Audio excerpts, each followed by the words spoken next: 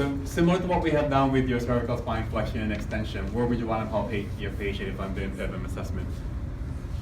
If I do flexion and extension, interspinous processes. So similar to the thoracic spine, I'm going to put my 1 or 2 finger. If I'm bending my patient this way, I'm palpating the separation for flexion, correct? And then if I'm extending my patient, I'm palpating for decrease in soft tissue tension or approximation of my thoracic spinous processes.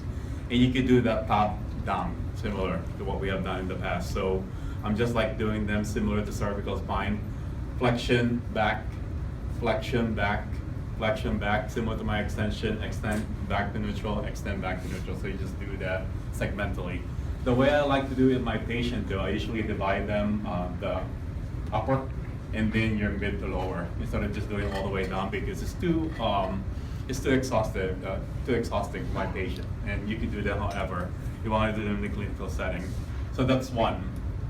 If I'm doing side bending, you still want to be able to like palpate the spinous processes.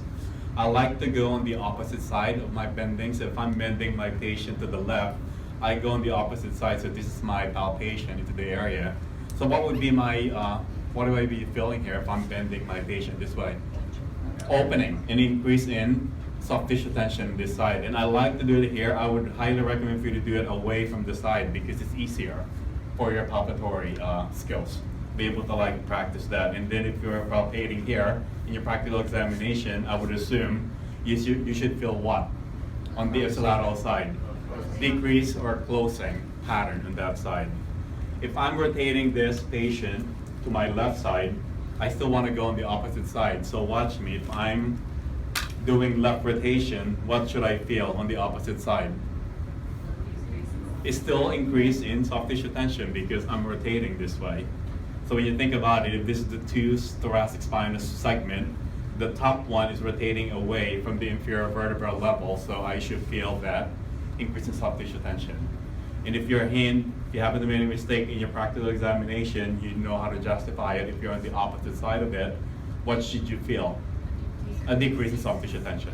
That's all you need to do. Because the positioning of the patient is going to be a lot more harder. I need you to be able to know where you're palpating and what's the expected findings for your patient. Okay? So positioning is going to be the same. You're going to be a lot more closer to your patient. Because my